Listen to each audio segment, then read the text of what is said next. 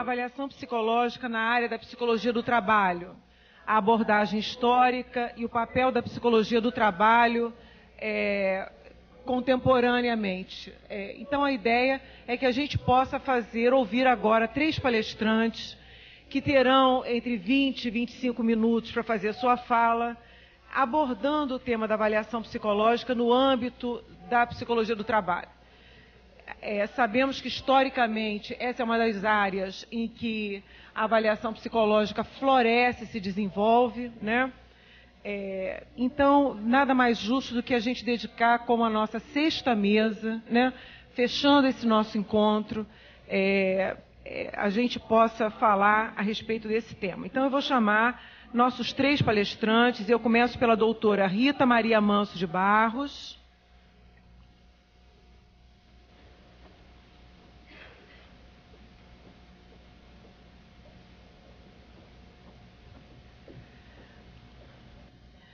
A doutora Rita Maria Manso de Barros é psicanalista, doutora em teoria psicanalítica, professora adjunta da Unirio e da UERJ, coordenadora do Serviço de Psicologia Aplicada da Universidade Estácio de Sá, Campus Barra.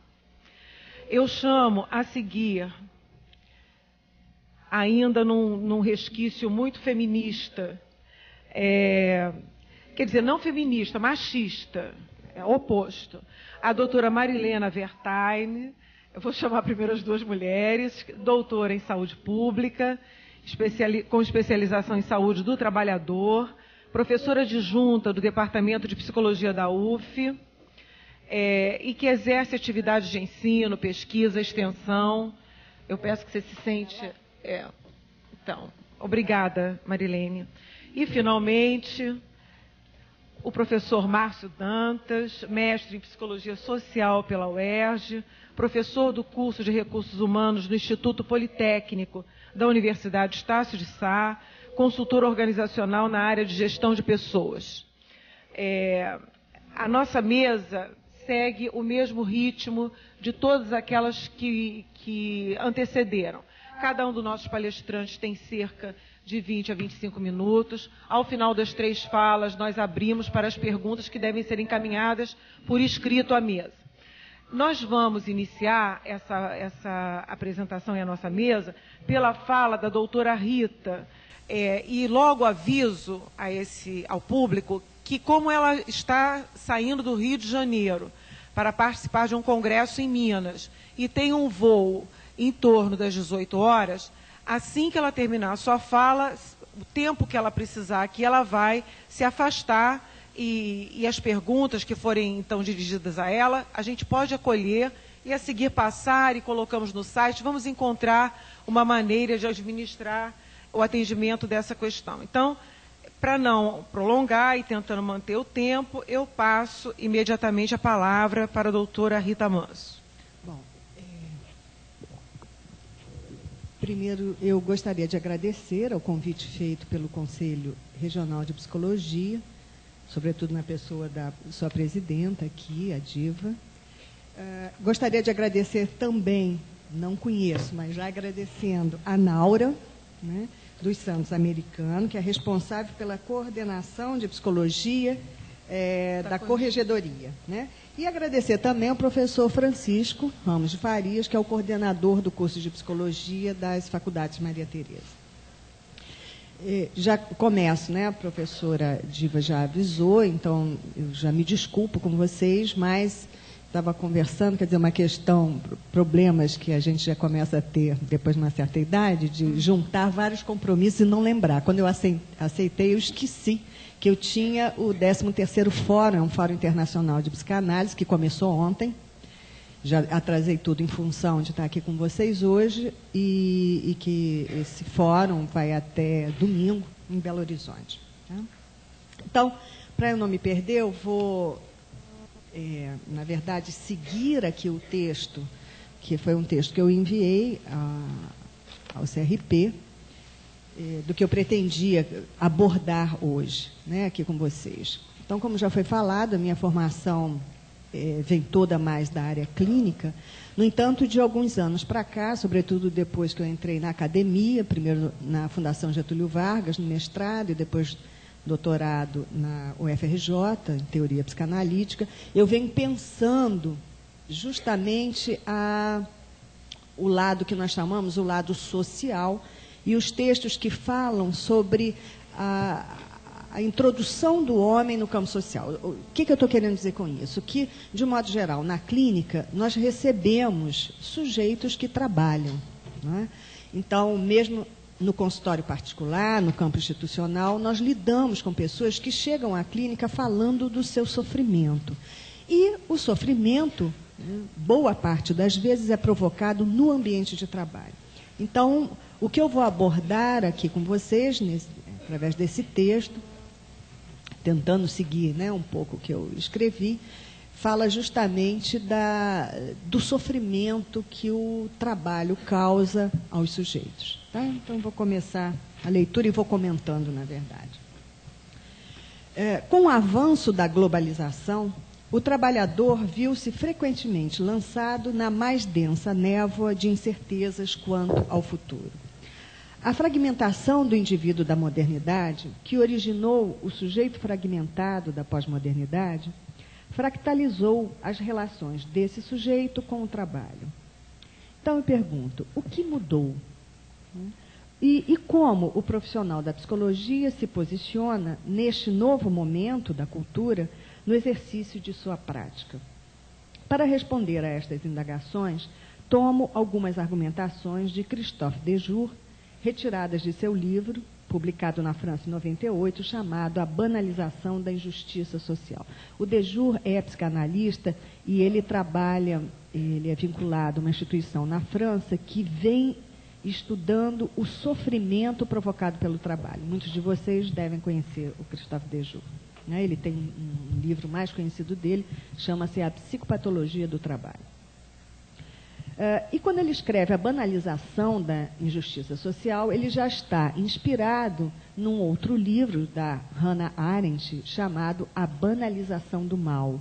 Vamos ver que, então, há uma vinculação estreita entre, né, o que ele está chamando de injustiça social e o conceito de mal, que vem do campo da filosofia, que também é um conceito muito caro à psicanálise. Sobretudo que eu estou indo agora para um congresso que chama-se As Várias Faces da Perversão. E a maior parte dos textos discutem justamente o lado, né, do laço social, essas questões do social. Então, no texto do Dejour, né, ele se propõe a analisar o processo que favorece a tolerância social para com o mal e a injustiça, em especial no ambiente de trabalho. Paradoxalmente, parece haver nos ambientes de trabalho pós-modernos um clima perversamente alimentado que, sob a capa da adversidade, esconde o exercício do mal praticado por uns contra os outros, do tipo, que pena, ele foi mandado embora, mas antes ele do que eu. E esse tipo, né, de construção, de posição do sujeito no ambiente de trabalho, faz, do meu ponto de vista, crescer uma espécie de ovo da serpente do rompimento dos laços sociais. Os sujeitos abandonam, inclusive, posturas morais particulares, indo junto algumas posições políticas fundamentais para o equilíbrio social. Por este estado de coisas, o autor responsabiliza algumas das teses neoliberais que aqui destaco. Primeira delas, é a mais, né, jogada aí no campo da cultura. Não existe mais trabalho. Falta, né, trabalho local para exercer o trabalho. Segundo, o trabalho, de um modo geral, não provoca mais nenhuma questão científica. Tudo que havia para ser pensado, por hipótese, já teria sido pensado. Tá? Além do mais, junto, né, na mesma vertente, por conta disso, qualquer trabalho pode ser executado por qualquer um. A terceira tese advoga que o trabalho já não mais se presta como motivo de realização pessoal. Que então as pessoas já não encontram satisfação e prazer no âmbito do trabalho. E que, para isso, então, homens e mulheres, para obter uma satisfação pessoal, devem buscar em outro lugar, mas não no trabalho. Vão buscar em outros campos. A primeira tese, de que não existe mais trabalho, serve para justificar o aumento das exigências sobre aqueles que ficam. Olha, cuidado que você pode ser mandado embora, né? Então, você vai ter que fazer, além daquilo que você fazia, mais um tantinho aqui, né? E faz com que essas pessoas que fiquem, né, que ficam, tenham que suportar uma sobrecarga, né, um aumento no processo de trabalho. Quando não a utilização do recurso da terceirização. Essa bendita às vezes, que dá emprego, maldita também. Eu digo muitas vezes que no âmbito da família, os pais vêm já há algum tempo terceirizando o processo educativo para a televisão. Eles passam, né, delegam diretamente e deixam por conta da televisão e educação. Voltando, então. A segunda tese, aquela que diz que o trabalho não tem nenhuma questão maior científica que pode ser executado por qualquer um, essa segunda tese, debaixo do slogan da qualidade total, nada mais faz do que expor a riscos pessoas que não têm o treinamento necessário para executar uma tarefa, né? Aumentando mais ainda o sofrimento no trabalho. Contudo, para mim, psicóloga e psicanalista como de jure, é a terceira tese que mais causa espanto. Desde quando o trabalho deixou de ser fonte de realização pessoal? Quando foi que os nossos egos, que sempre buscaram a legitimação dos seus atos pelo reconhecimento do semelhante, tão bem demonstrado por Hegel, lá na Fenomenologia do Espírito, né? Quando foi que os nossos egos deixaram de se interessar pelo trabalho, por essa satisfação, né? O que terá acontecido? A partir daqui, então, eu recorro ao pai da psicanálise. Ao discutir as diversas formas que o homem utiliza para alcançar o bem-estar ou a felicidade, que na hierarquização que Freud faz, ele vai do uso das drogas, diz, o homem pode ser feliz, e já ouvi depoimentos de pessoas que usam, né, substâncias químicas, dizendo que nada os faz mais feliz do que o consumo da droga. Portanto, é muito difícil largar o que dá prazer, no entendimento deles. Há também o recurso da alienação psicótica. É um recurso, é uma saída diante de uma realidade dolorosa, né, onde a dor é insuportável, eu posso. Na verdade, só poucos podem, aqueles que estão dentro da estrutura psicótica, posso me afastar dessa realidade. Posso me isolar. Vou morar no meio da selva, no alto de uma montanha, né, no meio do mato, e me afasto completamente da realidade que me causa dor. Há um recurso que os homens já utilizam há muito tempo, que talvez de todos os recursos seja o que provoca mais convulsão ao ser, que é o amor, o estado de apaixonamento, né? Ele também é um recurso poderoso para alcançar a felicidade. Há o recurso, infelizmente, em nossos dias pouquíssimo utilizado, né, que é a luta pelos ideais, que tanto faltam em nossos dias. Ainda há pouco, na mesa anterior, tinha aqui as Forças Armadas, que na minha época de estudante era alguma coisa que a gente temia muito, as Forças Armadas, né? Ainda mais quando a gente estava no movimento político. E é com grande prazer que eu estava aqui assistindo, falei, mas que coisa boa ver psicólogos, né, essa mudança, esse ar, como o tempo e o trabalho e a luta modifica. Mas, de qualquer forma, os ideais políticos, eles davam uma direção e um sentido à vida e traziam felicidade, né, bem-estar, realização, que nome que a gente queira dar, né? Mas, nos nossos dias, isso falta. No entanto, na enumeração que Freud vai fazendo, ele diz assim, mas é justamente ao trabalho, ou no trabalho, que se pode obter a maior realização. Está numa longa nota de rodapé, na edição Standard. Ele põe em rodapé porque ele se empolga e começa a desenvolver e quer falar mais sobre a questão do prazer gerado pelo trabalho, né? E ele diz que é justamente no trabalho que há a maior possibilidade de usufruto do prazer. E o Freud acaba fazendo largos elogios, né, a essa forma de obter prazer. Havia no Freud mesmo um certo pesar por não ter podido examinar em sua obra, com mais profundidade, a significação do trabalho para a economia libidinal. Uma vez, aqui nas palavras dele, que nenhuma outra técnica para a conduta da vida prende o indivíduo tão firmemente à realidade quanto a ênfase concedida ao trabalho. Pois este, pelo menos, fornece-lhe um lugar seguro numa parte da realidade na comunidade humana. Como fez a identificar as modalidades de alcance da felicidade, também o trabalho tem suas ressalvas como caminho para ela. Por quê? Uma vez que não convulsiona o nosso ser físico, como uma paixão, por exemplo, que redunda na satisfação das pulsões mais grosseiras e primárias, o trabalho só é, essa forma de obter prazer através do trabalho, só é acessível a poucas pessoas, já que a grande maioria só trabalha sob a pressão da necessidade. Diria que a via do trabalho era, para o criador da psicanálise, o caminho mais poderoso para a afirmação de um homem, o que gerava o maior grau de prazer, não de gozo, mas o que exigia a maior retenção da carga pulsional. Isso é fundamental, porque há, no momento da descarga, né, há um aumento de excitação, há, de certa forma, uma necessidade de descarga pela via da satisfação, né, do alívio, do prazer. No entanto, o trabalho ele provoca a retenção dessa excitação. O sujeito não pode satisfazer, ele tem que acumular uma carga de excitação no seu aparelho psíquico e experimentar um percurso, que é o percurso do trabalho, para só então ter a satisfação. Então eu pergunto, de quantas praias, encontro com amigos, lazer com nossos familiares, não abdicamos em nome da confecção de um trabalho, de uma tese?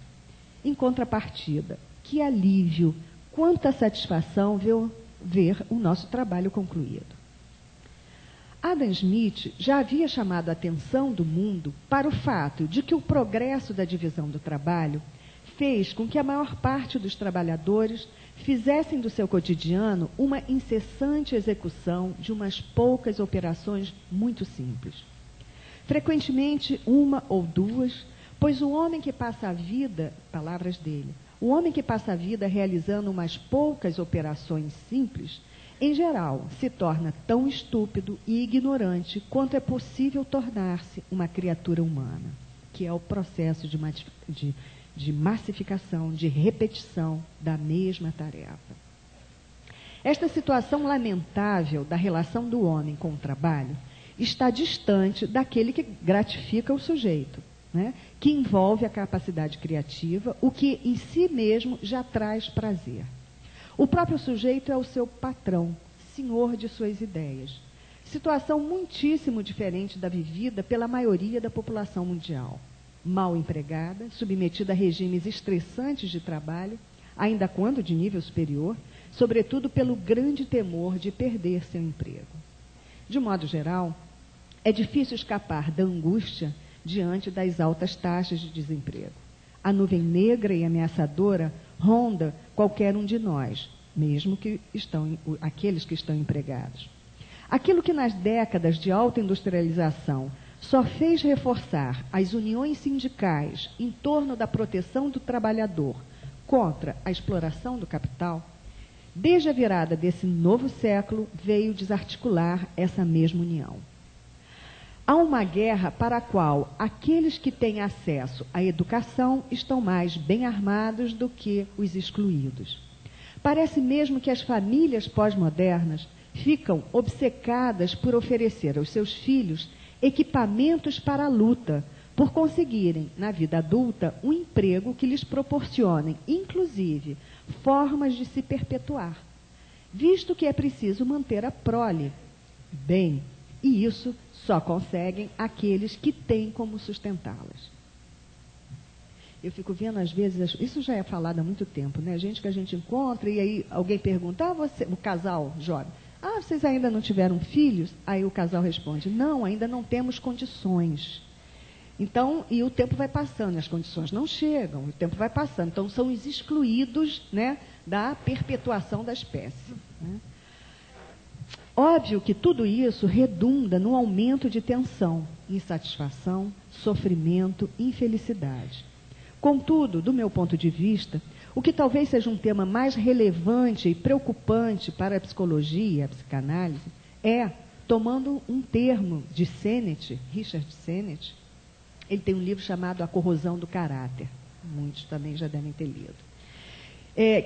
Justamente, né, eu acho que a coisa preocupante é essa corrosão do caráter, que resulta em relações humanas deterioradas no ambiente de trabalho, levando à indiferença, ao medo, à banalização do mal. Vejam que são dois estudiosos, o Dejour na França, o Sennett nos Estados Unidos, pensando mais ou menos essa característica, né, do campo do trabalho de deterioração da nossa época.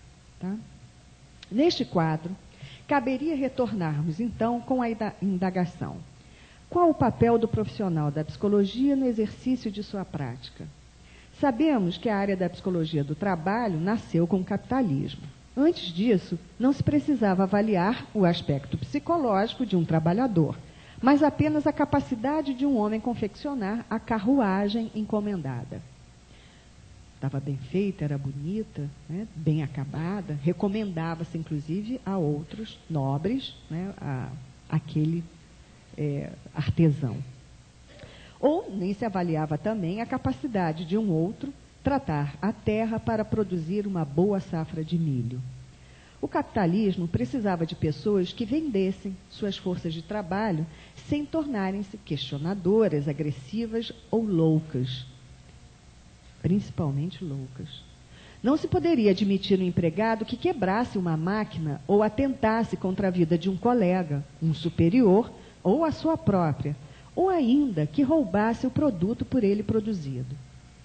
A solicitação que a sociedade fez à psicologia de avaliar, selecionar, treinar, desenvolver o homem em seu ambiente de trabalho foi respondida por vários teóricos em seu campo, dos comportamentalistas aos psicanalistas.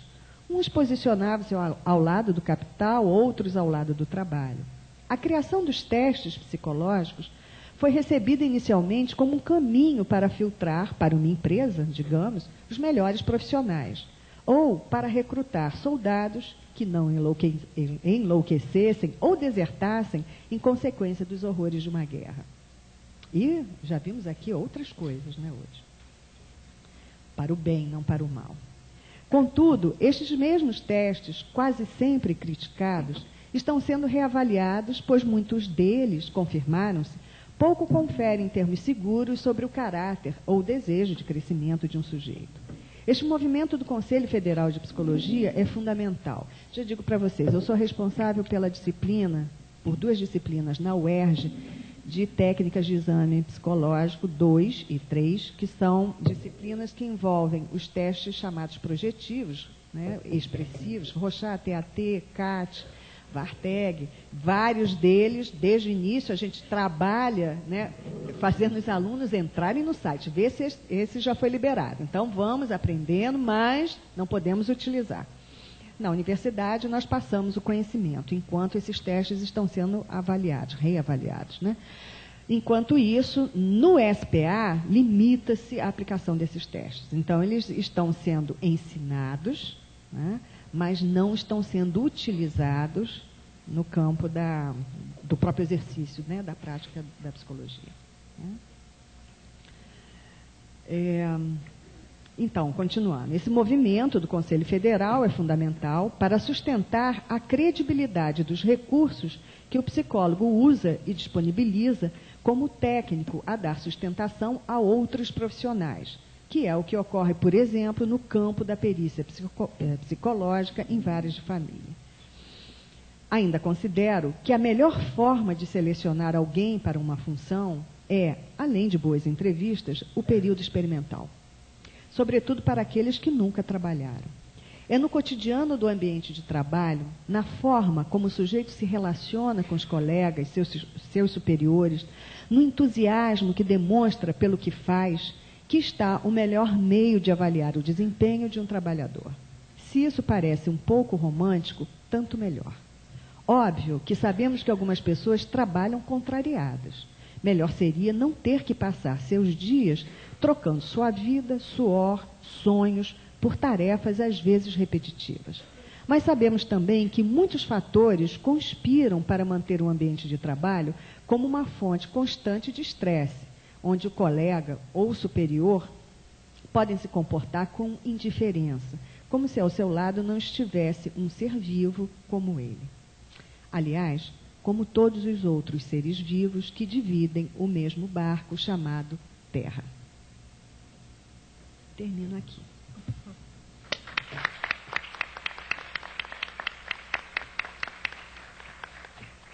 Obrigada, Rita. Então, a gente fica com você até o momento que for possível, né? Dentro da sua... 15 para as 5, mais ou menos. Isso, da sua disponibilidade. E eu passo a palavra agora, não sendo nem conservadora, nem machista, ao meu colega da área da psicologia do trabalho, o professor Márcio Dantas. Dá licença, mas vou aqui para frente que eu me sinto melhor, não desprezando as tão agradáveis companhias. Bem, boa tarde para todos. Meu nome é Márcio Dantas. Eu sou psicólogo organizacional e do trabalho. Eu acho que é importante marcar bem essa minha posição. Tudo bem, deixa.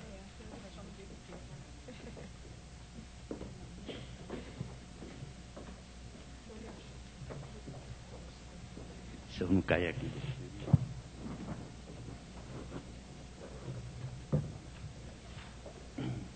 Bom,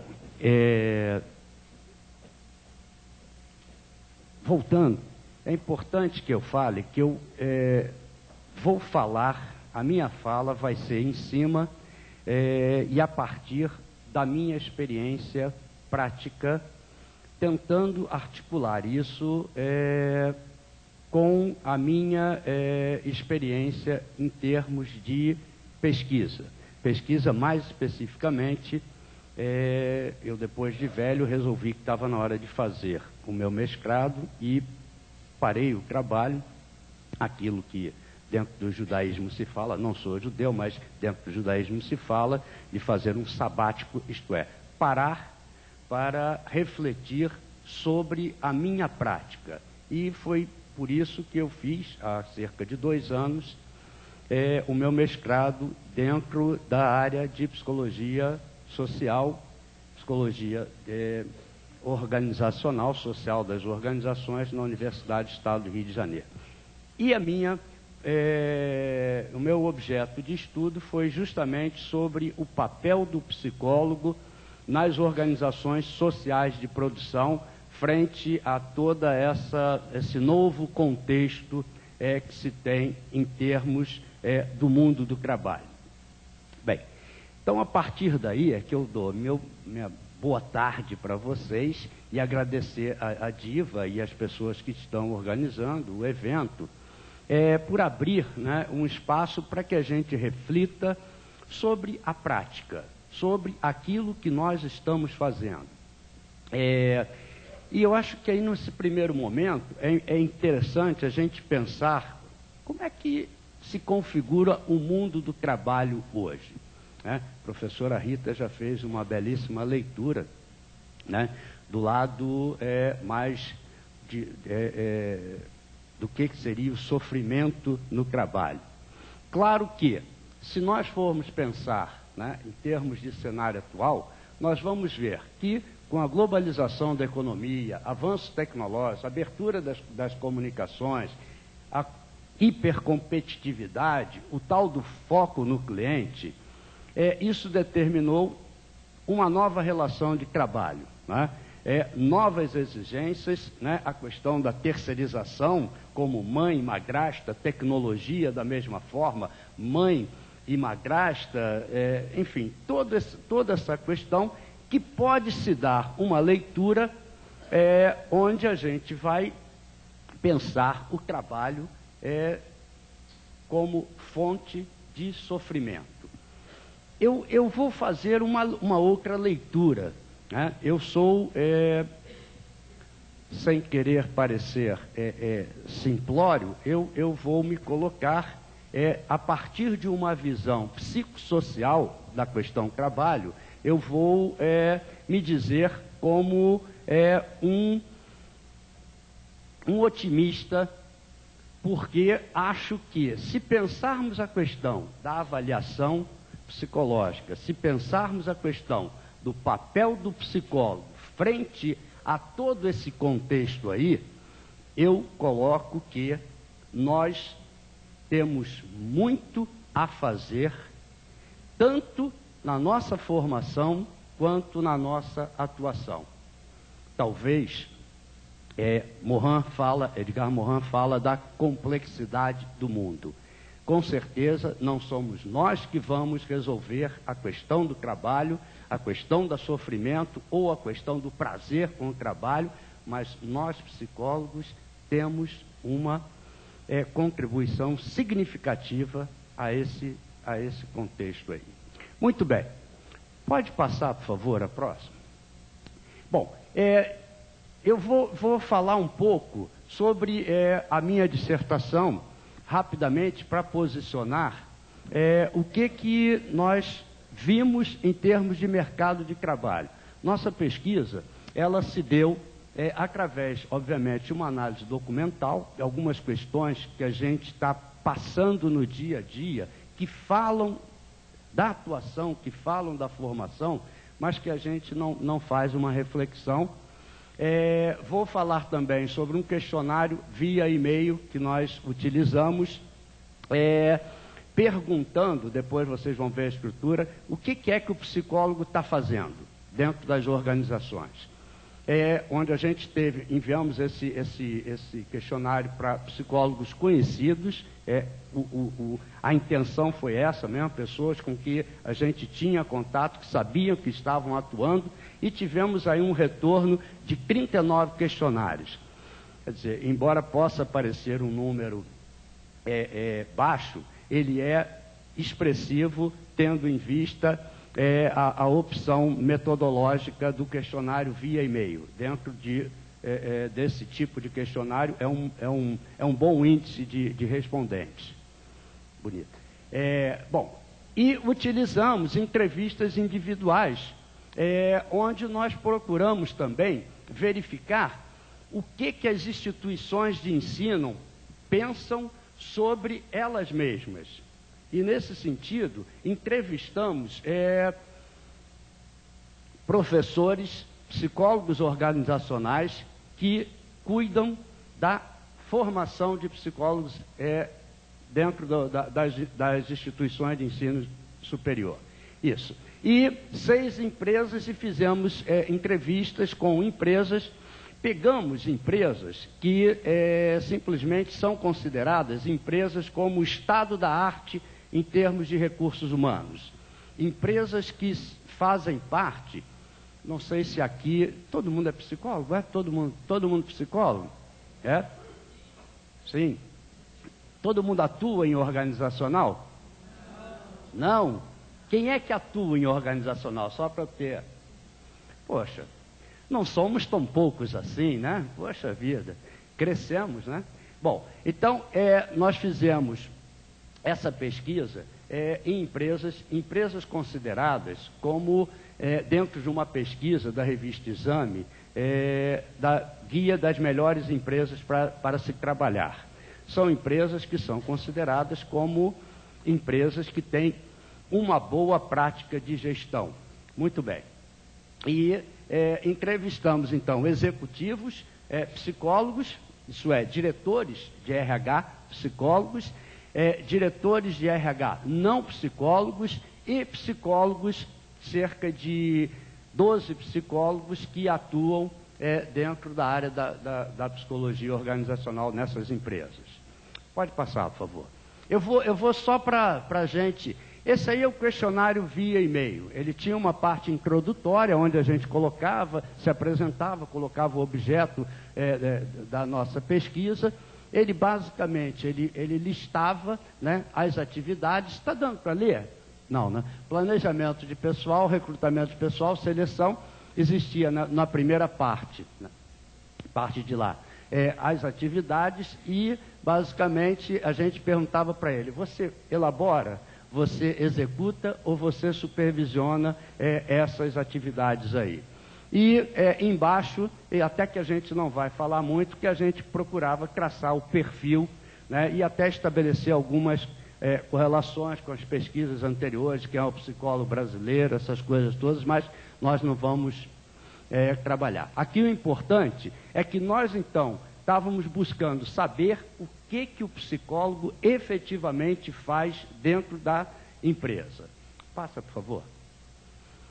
E outro instrumento de pesquisa foram entrevistas individuais, semi-estruturadas, onde a gente tinha basicamente o roteiro. Esse aí era o roteiro do executivo de RH, mas não era muito diferente. Basicamente, a gente estava querendo saber quem era essa pessoa, quais as atividades desenvolvidas pelos psicólogos, qual era a avaliação que ele fazia da formação. Isso é, essas pessoas recebem o psicólogo egresso da faculdade, como é que ele estava vendo, né, essa formação, e as demandas que ele via para o psicólogo frente a essa história toda do mundo do trabalho. Por favor. Bom, e aí nós começamos a mapear um pouco o que estava acontecendo com a psicologia organizacional, né? Esse era o nosso foco. Então nós não queríamos psicologia geral, não. Era o que é o psicólogo organizacional. Então nós procuramos ver o seguinte: bom, fontes de avaliação de psicólogo. Hoje já superado a questão do provão, né? Que já não é mais assim. Mas na época nós encontramos alguns fatos interessantes dentro do site do INEP, o Instituto Nacional de Pesquisa Anísio Teixeira, onde nós vamos encontrar que o conceito dos cursos de psicologia, as universidades públicas, conceito o mais baixo conceito, na medida em que existia toda uma posição política contra o provão, e isto então simplificava o boicote. Logo, as universidades públicas e algumas já particulares apareciam com o conceito e outras, as universidades privadas, com o conceito C. Bem, além disso, nós encontramos que as condições de ensino, dentro do conceito muito bom, conceito regular e conceito insuficiente, o corpo docente nós vamos encontrar o conceito regular para insuficiente. Isso avaliado pelos alunos. Uma organização didático-pedagógica, da mesma forma, regular para insuficiente. E as instalações, conceito bom para regular. No dia 31 de março de 2004, a revista Veja divulgou um resultado de uma pesquisa dos melhores cursos de nível superior no país, onde aparece o curso de psicologia com a média de 45,3, uma das médias mais baixas. Bem, o que a gente estava vendo? Até esse momento, e isto tem a ver, me parece, com a questão que a gente está pensando da avaliação psicológica, porque não sei se vocês já viveram uma situação, mas um dia uma pessoa veio me perguntar se eu era realmente psicólogo. Eu, sim, sou psicólogo. Não, porque você me parece normal. Eu falei, pois eu sou normal e sou psicólogo. E aí eu falei, mas olha, por que isso? Porque normalmente o psicólogo, né, os psicólogos são meio doidões, né? Eu falei, eu não compartilho muito pelo contrário. Eu conheço muitos psicólogos que absolutamente não tem nada dessa história de doidão. Aliás, essa é uma questão que nós temos nos batido muito, porque a imagem do profissional da psicologia, e aí eu acho que essa história de avaliação psicológica, de teste psicológico, isso mexe barbaramente com a imagem da gente. E isso foi uma coisa que durante muito tempo foi divulgada como nós psicólogos temos esta formação. Nós somos de regulares para insuficientes. Tá? Passo próximo, por favor. Bom, aí eu fui ver com o pessoal das instituições de ensino como é que estavam os cursos, né? Já que eu já tinha passado há muito tempo. E aí encontrei algumas coisas, isso aí é dado empírico mesmo, é relato real das pessoas. E o que estão falando? Não existe obrigatoriedade de estágio, nem interno, nem externo. Isto é, o psicólogo chega ao mercado de trabalho, em algumas instituições de ensino, sem ter a prática, sem ter qualquer possibilidade de prática supervisionada. Uma questão séria era a questão das disciplinas, quer dizer, não se tinha um projeto de curso, né? O que se tinha, na verdade, era uma coletânea de disciplinas, fato esse que está sendo trabalhado aí, mas a grade estava satisfazendo a 70%, tanto que eles estavam começando a avaliar. Não há uma grande importância da área organizacional dentro dessa grade, embora a procura por parte dos alunos é enorme, é muito grande. Dá uma passada, por favor. Você está vendo aqui que na área do trabalho, a gente está trabalhando com o que eu considero assim o mais tradicional.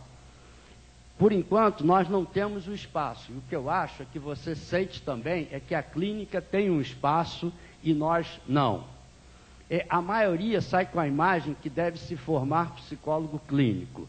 No meio do caminho, muda de ideia e, ao invés de se ter preparado para atuar enquanto psicólogo organizacional, vai lá aprender em livros de administração que têm um objeto de estudo diferente.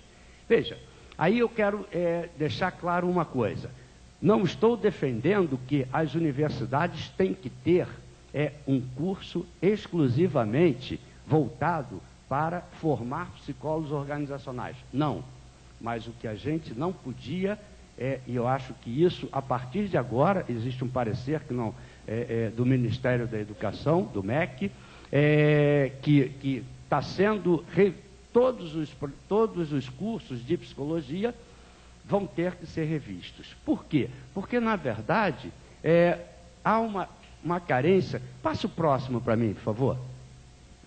Veja, o que estão falando os psicólogos que estão dentro das organizações. Eu acho que a gente cai de paraquedas dentro de uma organização. Eu acho que hoje, tecnicamente, é a formação, até uma visão boa aí. Eu estava na melhor e não achava que aquilo era melhor. Então, eu acho que eles são muito fraquinhos nesse sentido. Não tem ideia da metade do quão é rica a psicologia organizacional, do quanto você pode fazer, de quantas oportunidades você tem que desenvolver vários trabalhos. Eu nunca vi nenhuma formação muito boa em organização, em nenhuma escola de psicologia que eu tenha contato. As pessoas que passaram por nós sempre vieram com uma crítica muito grande dessa defasagem de informações. As pessoas vinham no máximo com uma bagagem do que seria trabalhar em indústria do passado, indústria lá modelo Henry Ford. Veja, essa é a visão que a gente tinha, ou que a gente tem ainda, da formação do psicólogo. E claro que isso atinge diretamente a questão da avaliação psicológica. Todas as pessoas, uma reunião da ANPEP, em Águas de Lindóia, inclusive, resultou em que as pessoas voltadas para o grupo de trabalho sobre avaliação psicológica disseram o seguinte: precisamos repensar a formação. A formação do psicólogo com relação à avaliação psicológica, e principalmente se pensando a questão da avaliação psicológica dentro das organizações, ela é muito precária, muito deficiente. Passa o próximo, por favor. Bom, dentro dessa minha pesquisa bibliográfica, uma constatação, professor Zanelli, no seu livro Psicologia, o psicólogo nas organizações do trabalho, 2002, fala,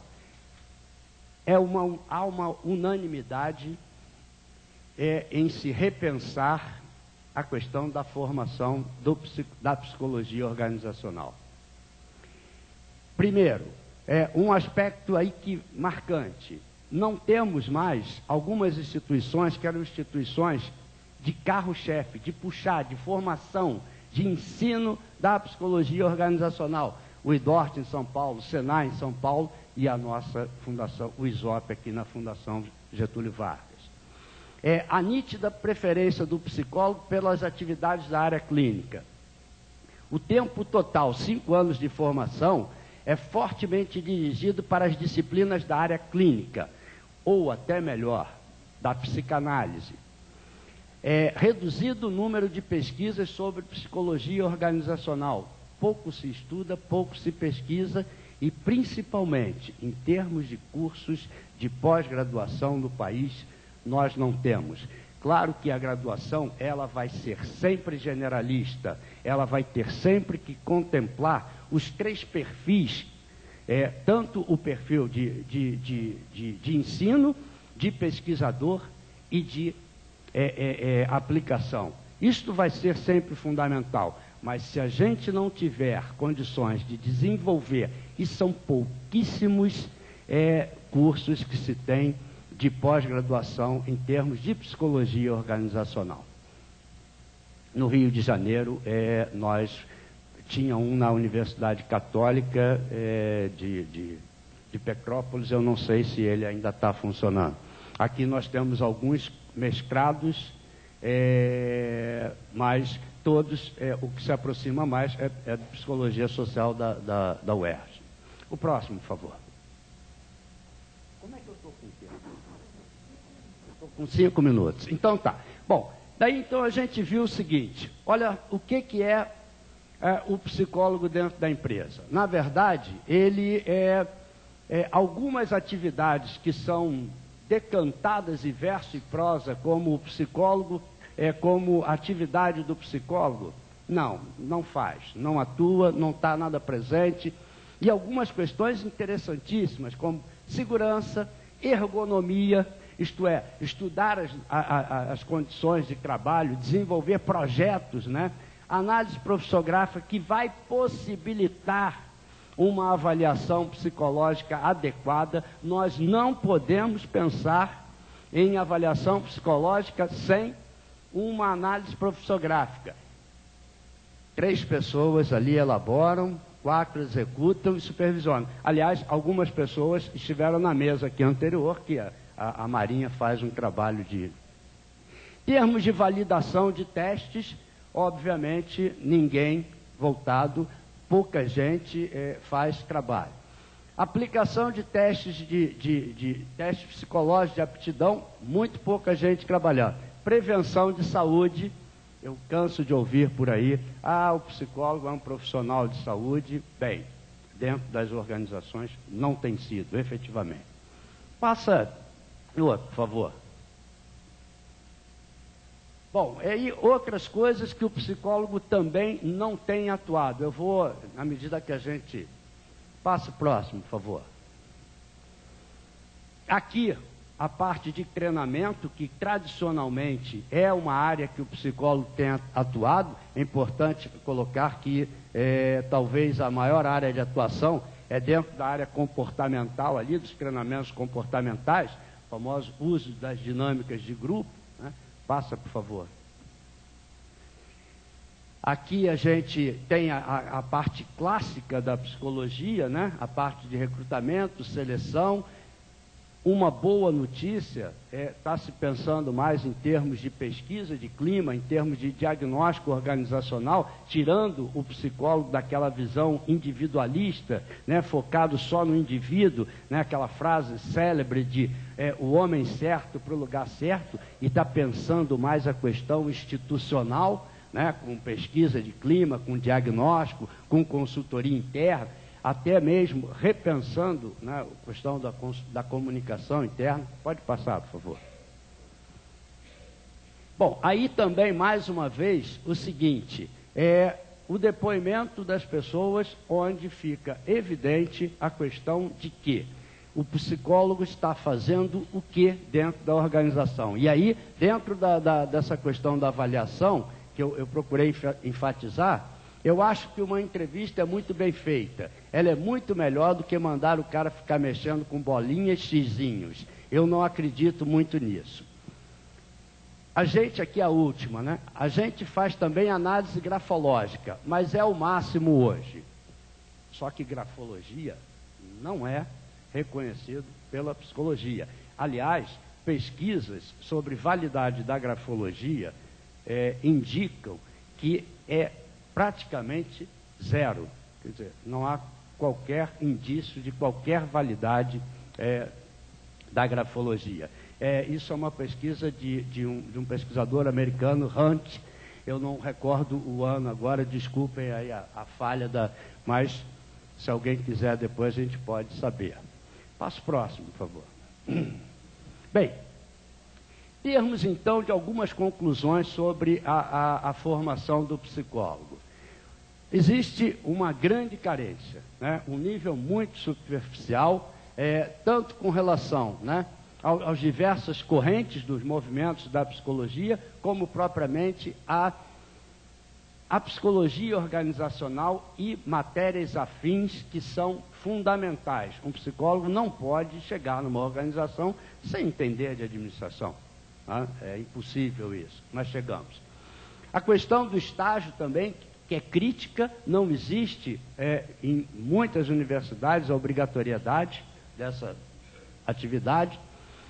As grades estão todas voltadas para a psicologia clínica, há um predomínio, né, da psicologia clínica. Agora, com o parecer do Conselho Nacional de Educação, 062/2004, agora 19/2, é que as universidades vão ter que repensar todo o seu projeto de curso de psicologia. Eu acho que tem uma série de universidades que já estão pensando, mas não sei exatamente o prazo. Mas muitas ainda estão na Lei 4.119 de 62, isto é, ainda trabalhamos com o modelo de formação da psicologia de 1962. Se você comparar alguns currículos das disciplinas dos cursos de psicologia de 1962, agora para 2004, muda a questão das obrigatórias, das eletivas, mas, no fundo, você pode colocar uma pessoa para trabalhar com a psicologia organizacional sem que ela tenha sequer visto, ouviu a psicologia organizacional 1. E há faltas de programas de especialização. O próximo, por favor. Bom, hoje o psicólogo é um analista de RH, não existe poucas empresas. Alguém aqui que trabalha em recursos humanos tem o cargo de psicólogo? Tem? Oi? Já teve? Pois é. Tem um ali, poxa, bacana. 2, 3, poxa, muito bom. Hoje, né, toda a questão que se coloca é a questão da multifuncionalidade. Nós precisamos ser melhor preparados para ter essa multifuncionalidade. Ainda estamos atuando muito em recrutamento e seleção, não trabalhamos em recrutamento e seleção com a parte de avaliação psicológica, a parte de treinamento, desenvolvimento, consultoria interna e pesquisa de clima. O próximo, por favor. Bem, o que nós não estamos fazendo dentro das organizações? Saúde, ergonomia, outplacement, que é você fazer reorientação de carreiras, que é uma coisa fundamental dentro da questão do desemprego, né? Coaching, que é o treinamento, né? Que é o treinador, que é, na verdade, orientação. Quem está fazendo orientação profissional são os executivos sêniores, aqueles executivos mais graúdos.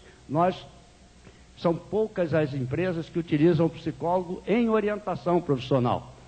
A parte de endomarketing, comunicação interna, treinamento via web, o psicólogo mexe muito pouco com a parte de tecnologia, e a avaliação psicológica, outrora porta de entrada para os psicólogos dentro das empresas, hoje terceirizadas. Na verdade, as empresas, muitas empresas, com o seu serviço de seleção terceirizado. São consultorias externas que fazem o trabalho. Próximo, por favor. Bom, eu procurei, então, ver com os psicólogos, né, esses mesmos psicólogos, um outro momento aqui para a gente pensar, e aí, como é que está a situação atual? Qual é o impacto da resolução, né, do federal aí sobre os testes? E aí, nós vamos encontrar o seguinte, até conversei com algumas pessoas que estão aqui, que são psicólogos, que trabalham em empresas. Num primeiro momento foi total perplexidade. Nós que já víamos perdendo terreno, perdemos mais ainda a única ferramenta que era de uso exclusivo do psicólogo. Isso foi uma pancada, permitam o termo. Bom, outros já disseram, olha, sem qualquer consequência, sem qualquer impacto, há muito tempo que nós não estamos usando nada. Estão usando o quê? Né? Estamos usando entrevistas, né? A famosa e velha entrevista, que também nessa pesquisa de Hunt aparece com um alto grau, né, de validade, os famosos testes situacionais e grafologia. Né? Muito psicólogo trabalhando com grafologia. A avaliação geral, eu perguntei para essas pessoas, olha, de uma maneira geral, nós vamos encontrar pessoas que acham que foi muito importante, porque, veja, nós estamos com um problema de formação há muito tempo que as pessoas saem das universidades e elas não têm uma reciclagem, elas estão completamente defasadas. As pessoas vinham utilizando os testes psicológicos, os psicólogos, de uma forma mecânica, extremamente ineficiente, ineficaz. Por outro lado, o que acontecia também era que proliferaram, né? O comércio foi escandaloso. Você comprava qualquer banca de jornal, nem sei se hoje ainda, mas faça seu teste, né? Cursos preparatórios, professor Croccoli, da Universidade de Brasília, agora lá no Congresso de Psicologia Organizacional em Salvador, levantou essa questão, cursos que preparavam as pessoas, feitos por psicólogos, para concurso público, né? Para que as pessoas fizessem bem lá a sua casinha, sua árvore, né? Essas coisas todas. Veja, então nesse sentido, paramos e vamos reorganizar a casa. Vamos buscar, e eu acho que eu me coloco muito dentro dessa linha, de que nós precisamos repensar a psicologia organizacional e, sem dúvida alguma, a psicologia. E, por último, a avaliação negativa, dizendo, olha, se a gente já tinha uma imagem ruim, agora, então, nós não temos mais ferramentas de uso exclusivo. Agora nós estamos simplesmente nessa guerra que é o mercado de trabalho. Muito bem, são coisas que nós temos que pensar. O próximo, por favor. Bem, a professora Lívia Borges, que é presidente da SBPOT, que é a Sociedade Brasileira de Psicologia Organizacional e do Trabalho, vocês conheciam a sociedade? Alguém conhece? Não, se ninguém conhece, obviamente, você conhece? Oh, legal. Somos dois. Olha, eu também dei uma risadinha, mas isso é tragicômico. É tragicômico, né? Nós estamos num esforço de... hoje, a sociedade, ela está muito restrita ainda ao meio acadêmico, né? Na verdade, a professora Lívia, ela lista uma série de questões da maior relevância para se trabalhar com a questão da avaliação psicológica, né? Eu nem vou entrar muito em considerações, eu estou preocupado aqui com o tempo, né? Mas eu acho que isso tem que ser apenas, né? Está Diva aqui, está Novaes aí, eu acho que isso tem que ser tão somente um início para que a gente comece a pensar uma série de questões que nós lá na Sociedade Brasileira de Psicologia Organizacional e do Trabalho começamos a pensar. Nós estamos fazendo encaminhamento de propostas de trabalho dos psicólogos organizacionais. Hoje o parecer do Conselho Nacional de Educação fala dos eixos estruturantes dos cursos, onde nós temos que preparar o psicólogo para que ele tenha o exercício do magistério, da pesquisa, mas que ele tenha também condições de ir para o mercado de trabalho. Infelizmente, esse movimento ainda está muito acadêmico demais. Essa foi uma das críticas que eu coloquei lá, inclusive na Assembleia em Salvador, e que eu acho que nós temos que parar para pensar. Nós estamos empenhados agora, inclusive, em fazer com que, eu acho que tem 5 pessoas aqui que são, uma é a Maria Cristina, da Universidade Gama Filho, a outra é a professora Eveline, também lá da Universidade Gama Filho, o professor Sérgio Benck da Estácio, eu e você, como é teu nome, que é associada? Ah, pois é, mas legal, tudo bem, mas já está no melhor caminho, né? Já estamos... inclusive, eu me coloco... Por favor, eu não vou entrar em maiores considerações, porque seria a gente... Passa o próximo, por favor.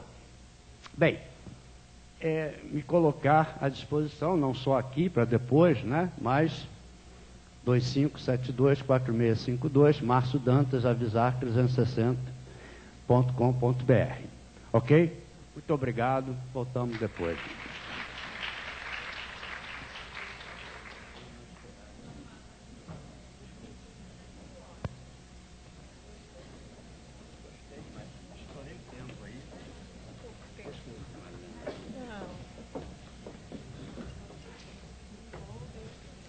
O tempo é o nosso limite, né? E hoje, assim, um dos mais fortes. Então, passo a palavra para depois vocês fazerem suas perguntas. E já peço que as pessoas podem ir formulando as perguntas para o professor Márcio, nesse pequeno formulário, e a gente vai recolhendo, né? E passo a palavra à doutora Marilene Vertaine. Boa tarde.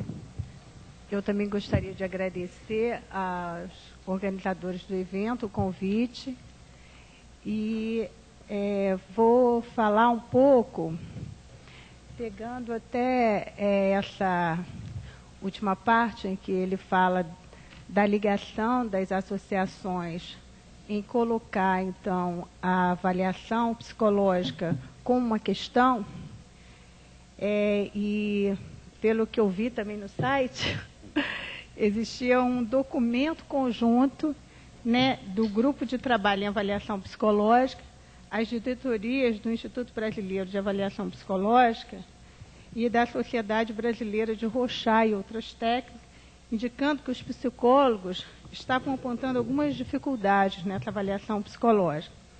Eu, então, vou fazer algumas considerações e pautar uma fala de contribuição que eu possa estar colocando, então, nesse momento. Eu também vou ler, que eu acho que fica mais organizado, né, o que a gente tem para falar, e então eu vou passar agora isso. Então, nesse documento, é colocada uma fala deles, assim, o uso inadequado dos instrumentos, essa é a grande preocupação, né?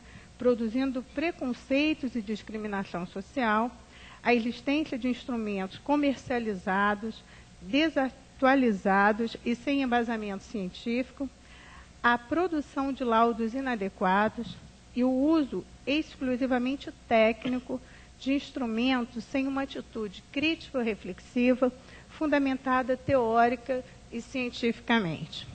Eu acho até que, depois da gente ouvir, né, e ver a pesquisa que o professor está desenvolvendo, dizer, quando a gente vê toda aquela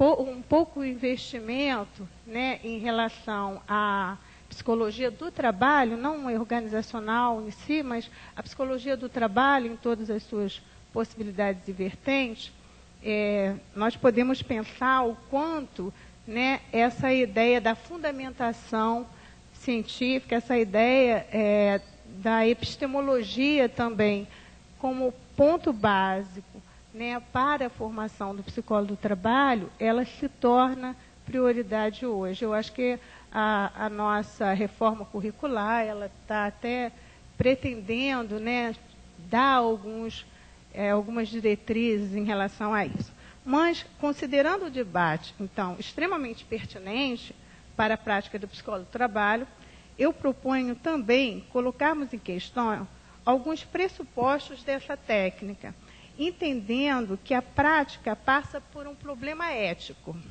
Como lidar com a avaliação psicológica sem discriminar ou excluir? A ética, em Spinoza, é uma filosofia da vida.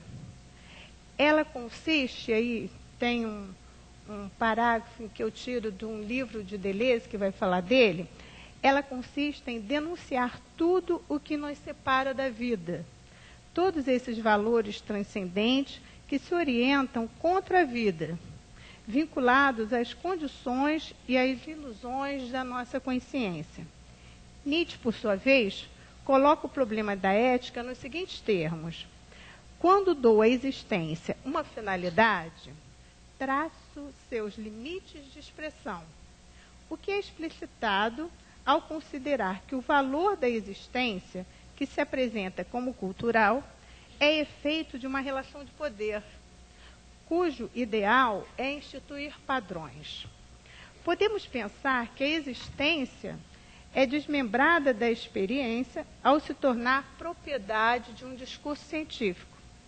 A ciência é um modelo discursivo para avaliar e julgar a vida. Diz a verdade e corrige as opiniões de leigos. Cabe ao cientista, nessa posição, ser o avaliador e estabelecer critérios de julgamento em relação a um padrão. Para Negri, o padrão de conduta para todos nada mais é do que um padrão de poder. Também vem dentro dessa linha, dessas relações, né, padronizadas em relação a um modelo. Cabe pensar, então, quem está dando a nós essa finalidade de ser avaliador e quem está sendo sujeitado por ela. Historicamente, podemos entender o trabalho como um dos elementos de avaliação da vida. Na Idade Média, o exercício era uma medida de controle dos desejos da carne e da fome. A exaustão do corpo, obtida pela disciplina, objetivava a espiritualidade dos monges. O que se avaliava era a capacidade da vida de transcender as coisas e aos desejos mundanos. Com o deslocamento dos monges do deserto para as cidades romanas, o trabalho torna-se um bem. O trabalho enobrece aos olhos de Deus e do povo. O homem, de bem, buscava obter a remissão dos pecados e ser salvo para a vida eterna. No século XVII, as grandes navegações começam timidamente a globalizar. Não é nada novo a globalização. O trabalho, a tecnologia e a cultura, o que coloca o homem como senhor e centro do universo. Mediador entre animalesco e o homem, o trabalho apresenta-se como a essência do ser humano, a razão progressiva para a consciência de si e para a civilidade. O homem-máquina, proposto por Descartes, insere-se no ideal de associar o homem e o mundo como objeto de pesquisa científica. Então, o trabalho, ele não foi sempre necessário, ele não foi sempre a mesma coisa, mas ele foi em função da sua prática. Aí sim, esse ideal ganha visibilidade no século XIX, com a difusão do capitalismo e a produção, não só de bens, mas de uma subjetividade para o trabalho, na qual o sentido da vida reduz-se à ação e à verdade do homem ao rendimento de uma ação, expandindo como valores a regularidade, a certeza e a previsibilidade. Isso é do século XIX para cá. É a necessidade do trabalho. Para Foucault, essa subjetivação de homem traz um singular investimento no corpo do trabalhador e servirá de parâmetro para as estratégias de disciplinarização nas empresas, de escolas, hospitais, famílias e para o controle da população em geral. Uma técnica de saber sobre certo tipo de homem-instrumento que torna necessário trabalhar e avaliar. Dessa avaliação interminável, destaca como características a escala do controle. O corpo é trabalhado minuciosamente por uma estratégia disciplinar, que organiza gestos, movimentos e rapidez. O objeto deste controle insere-se na economia do corpo, exercícios contínuos para produzir obediência e utilidade, para coagir numa ação sem folga. A modalidade do controle, a coerção ininterrupta, instaura-se nas atividades, codifica o tempo, o espaço e o movimento. Desta forma, não estamos falando de um modelo de avaliação que pertence ao psicólogo ou pertence aos trabalhadores ou a outra profissão especificamente, mas de várias práticas que se alinharam e compõem a regularidade desses territórios. Naturalizar o que é normal, legal, certo, justo e, por oposto, os seus contrários. As avaliações são efeitos de processos de subjetivação e de movimentos de codificações para modelar padrões a serem seguidos. O modelo padrão, enquanto forma, se compõe de práticas que se naturalizam. Os textos de Bauman nos introduzem nos efeitos das transformações de um trabalho atual. Descreve o capitalismo atual como pertencendo a uma modernidade líquida, que é marcada pela irreverência do espaço.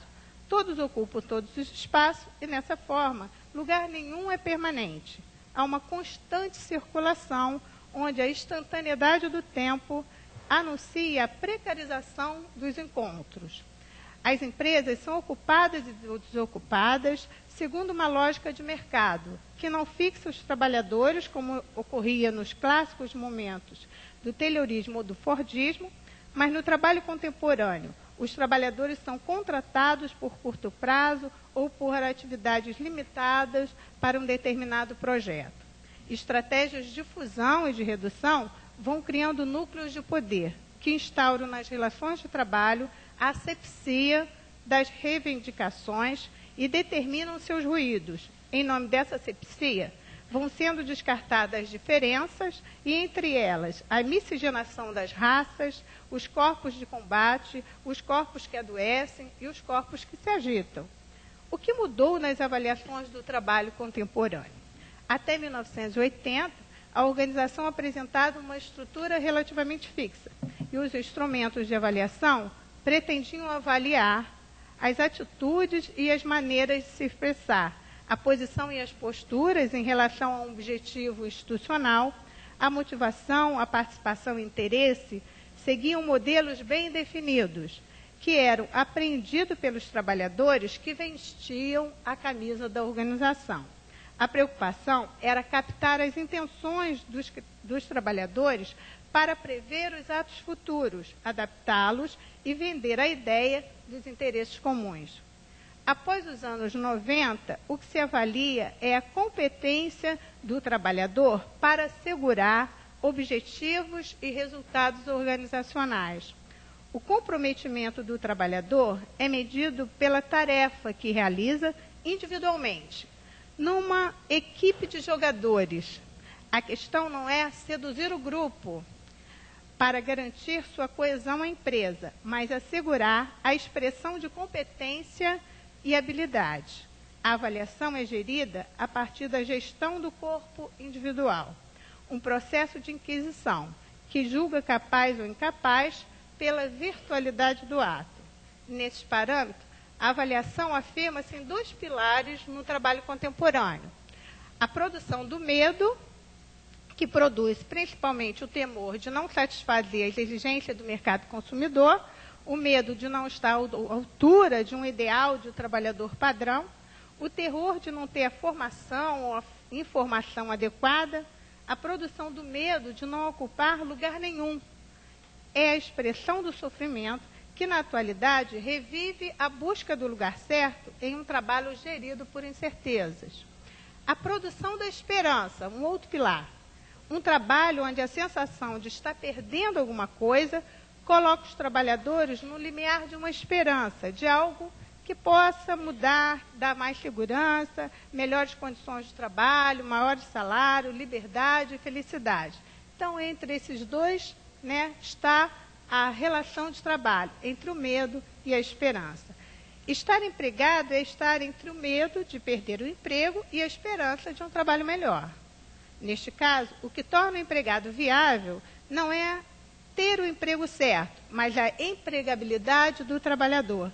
O termo empregado significa alguém que estava temporariamente, segundo Balmo, no exercício de reserva de mão de obra, por motivo de saúde ou dificuldades econômicas, o que seria preparado para assumir o emprego quando apto. Atualmente, ao contrário, a racionalização e a flexibilidade proposta pelo capital atende à finalidade de cortes de desemprego para a obtenção de um progresso técnico e administrativo. É o chamado desemprego estrutural, que passa a ser previsto pelas empresas. Na prática, a criação de formas de trabalho flexíveis, com alta rotatividade de mão de obra e as mudanças constantes dos locais de produção para obter maiores lucros, permite que o desemprego possa ser concretizado a qualquer momento. Pelbar, em seu texto, Vida Capital, assinala as mudanças que caracterizam também essa composição. Novo capitalismo em rede enaltece conexões, movência, fluidez, produz novas formas de exploração e exclusão, novas elites, novas misérias e, sobretudo, uma nova angústia, a do desligamento. Nesse limiar, as avaliações utilizam como referência a empregabilidade. É a capacidade de manter-se em condições de ser incorporado pelo sistema. O trabalhador assume a responsabilidade de seu crescimento profissional e deve mostrar a cada instante que merece pertencer à organização que o acolheu. Como, na prática, essas avaliações se disseminam? Na crença da virtualidade do ato, a partir da avaliação de retratos, dos locais de moradia, dos registros de instáveis da carteira de trabalho ou da história de suas passagens sem permanência em várias empresas, nos treinamentos que conscientizam os trabalhadores da culpa por fracassos, por acidente e por doença. Eu aqui estou me referindo a alguns casos em que os trabalhadores, hoje em dia, inclusive, eles já sacaram isso, então alguns trabalhadores foram desligados, como inaptos do processo seletivo, porque eles moravam em periferias. E aí, ou então, pelos retratos, porque eram negros, e aí não poderiam atuar dentro de determinadas empresas elites, digamos assim. Então, essas formas, em que... E também eles eram avaliados, muitas vezes, no sentido de que, como eles tinham várias empresas e eles passavam histórias de vários lugares diferentes, então eles eram considerados como pessoas instáveis e também inaptos por isso. Então, essa é o que eu estou considerando, que essa crença na virtualidade do ato é que está gerindo, então, essas avaliações, e não o trabalho ou o desempenho no trabalho. Podemos ressaltar que esses discursos encontram eco na sociedade em geral, quando se verifica que ser pobre ou empobrecer é visto como um crime, como produto de intenções criminosas, merecendo o cuidado de afastar e manter sob vigilância todo ato considerado por qualquer princípio perigoso. Há quase um encantamento na escolha do capital humano. O que avalia não é o desempenho profissional, mas a busca de uma eficiência identitária padrão. Figuras glamourosas de homens bem-sucedidos que usam inteligência, imaginação, criatividade, afetividade para produzir territórios existenciais mediados pelo capital. Será que não precisamos de instrumentos diferentes, de outros olhares para o mundo do trabalho contemporâneo? Será que não precisamos criar outras formas de medidas que permitam a expansão do trabalhador e não o seu constrangimento? A avaliação psicológica nos remete à ética da vida no trabalho. Não basta nos atermos aos elementos de ajustamento, desajustamento, de satisfação, insatisfação, de capacidade, incapacidade, mas analisarmos que regime de produção de verdade os sustentam. Isto é, que alianças e que rupturas estão sendo processadas nas formas do homens para o trabalho. E que linhas de avaliações reificam, marginalizam e excluem em nome de um mercado devorador que mastiga, engole ou cospe. Deleuze nos alerta que não cabe temer ou esperar, frente às formas de assujeitamento capitalístico, mas buscar novas armas, novas alianças, que possam, numa atitude espinosista, dar potência à vida e não destruí-la. Na mesma linha, Foucault ressalta que para toda forma de poder existe movimento de resistência. Portanto, precisamos ficar atentos para escaparmos das armadilhas. Resistir partindo de uma prática política comprometida com as questões sociais e, principalmente, com as questões do sucateamento do trabalho. Resistir com uma formação consistente, que nos permita estar atento às várias armadilhas do capitalismo, ao instituir seus modos de trabalhar e de subjetivar. Identificar a domesticação das forças nas avaliações marcadas pela lógica do mercado, pois elas despotencializam os corpos e fixam ideias em crenças pré-concebidas. Entre elas, destacamos, primeiro, a crença no homem como mercadoria, que necessita a cada passo ter seu prazo de validade renovado, pelo constante aperfeiçoamento e por uma aprendizagem ininterrupta. Segundo, a crença na maleabilidade do corpo, como uma palavra de ordem, produzindo a necessidade da disciplina e do controle. Terceiro, a tirania de um corpo saudável, onde fórmulas médicas, farmacêuticas, psicológicas ou esotéricas mantêm a pretensão de ser disposto e empregável. Quarto, fórmulas mágicas, também para aprender a ter sucesso pessoal, a ser bem-sucedido, na esperança de ser consumido por esse mercado. E quinto, a ambição dos profissionais ou do cientista de detectar os corpos cleans, completos e de qualidade total. Outras leituras trazem a mudança como uma plasticidade que reinventa suas dobras e resistências, muda estratégia e produzem linhas de fuga. Produzir outras leituras e linhas de fuga, inquirindo o quanto cada um de nós, psicólogos no caso, somos tecnicistas ao usar as técnicas de avaliação e medidas simplesmente pela técnica. O quanto cada um de nós é positivista ao selecionar ou treinar para uma simples produtividade e o lucro, a despeito das condições de possibilidades dessa produção. O quanto cada um de nós é crente na inadequação ou na infantilização das pessoas para lhes subjugar ou coagir.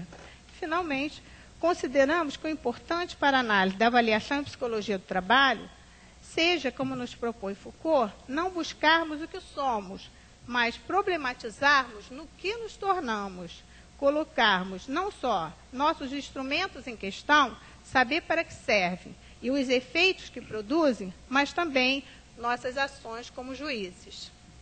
Aí.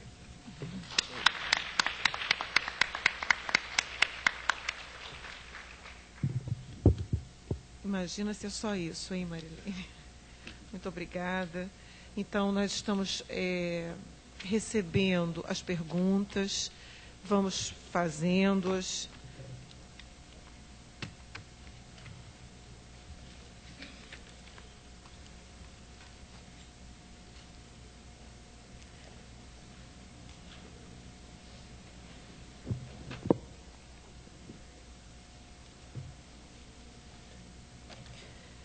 Então, a primeira pergunta, tá bom,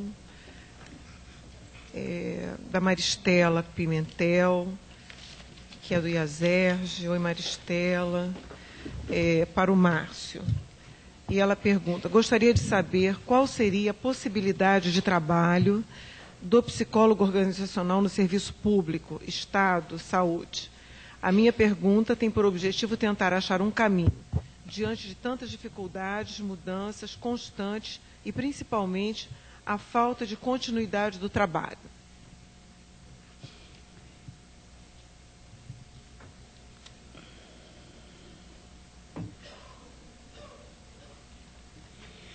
Bem, sem dúvida alguma que nós vivemos um momento crítico, né, em termos de trabalho no mundo. Né? Essa questão que a professora Marilene coloca do desemprego estrutural é marcante. Mas hoje saiu uma notícia muito boa. Bom, eu quero dizer que eu acredito que o espetáculo ainda não começou, mas está começando. Os índices do desemprego no Brasil estão caindo. Estão caindo face a quê? Face a o repensar a economia, a se ter uma seriedade no trato de questões fundamentais. E eu acho que dentro disso, a questão econômica, ela é fundamental para que a gente pense a questão trabalho. Eu acho que o psicólogo, dentro da organização pública, tal qual na organização privada, ele tem um espaço muito, muito grande. Né? Primeiro, eu acho que a gente tem que começar a combater de uma vez por todas essa questão de que a organização pública não presta. Eu discordo, eu costumo, até algumas pessoas brincam comigo, mas um dos melhores shows de atendimento, sabe, você quando chega num lugar e tem aquele show de atendimento, que é perfeito. Bem, quem é a Maristela? Está aí? Tá ali. É você? Engraçado, eu sabia que pelo teu olhar era você. Engraçado, né? Você. Bem, mas o show de atendimento que eu tive na minha vida, eu trabalho com isso, né? Então, eu presto muita atenção nas pessoas trabalhando. E o show de atendimento foi no INSS. Todo mundo ria, né? Até hoje acho que está mudando a imagem. Mas o INSS me proporcionou um show de atendimento. Uma funcionária, e eu comecei a reparar do lado, né? Se eu estava mesmo no INSS, fiquei um pouco, será que eu estou aqui mesmo? Não, eu estava no INSS. Eu acho que é uma redescoberta da possibilidade das pessoas. Não que eu abrace essa coisa da autoajuda, se você quer, você pode. Não, eu acho que é isso mesmo. Eu acho que, objetivamente, nós temos que nos preparar para um enfrentamento diferente do mundo do trabalho. E acho que, dentro das organizações públicas, tem um espaço imenso para o psicólogo desenvolver trabalhos. Né? Eu acho que as pessoas lá estão precisando de uma visão mais até mesmo de se repensar enquanto trabalhadores, da sua identidade. Eu acho que a autoestima dos funcionários públicos tem sido massacrada, né, ao longo da história do Brasil. Quando eu já fiz consultoria em empresa pública, onde as pessoas estavam repensando um novo modelo de gestão, independente do Brasil que se estava vivendo naquela época. mas as pessoas estavam fazendo por onde aquele espaço fosse repensado, né? Eu fiz diagnóstico de clima organizacional em plena ditadura militar em Furnas Centrais Elétricas, né? Onde a gente tinha que ter atestado de bons antecedentes, né? Teoricamente, nenhum de nós tinha bons antecedentes. Ou tínhamos sido, quando muito, perseguidos porque militávamos dentro do movimento estudantil na época. Mas nós fizemos isso, né? Em uma instituição pública. Eu acho que é possível, eu acho que não basta só a gente querer. Tem todo um enfrentamento aí, e eu acho que a gente precisa enfrentar, a gente precisa brigar nessa terra. E eu acho que a gente precisa brigar por uma psicologia melhor nessa terra. Agora tem uma pergunta da Ana Marcela Batalha, ela coloca todos da mesa, então está dirigido aos dois, peço que os dois. Falou-se muito durante todo o evento da avaliação psicológica feita pelos psicólogos. Márcio Dantas falou sobre a necessidade de melhorar a formação do psicólogo organizacional. Vejo que a melhoria na formação do psicólogo deveria se voltar primeiramente para a avaliação psicológica dos psicólogos. Por favor, gostaria que falassem sobre isso. E se já houve alguma discussão a respeito da avaliação psicológica dos profissionais psicólogos, verificando assim se estariam aptos a avaliar o outro.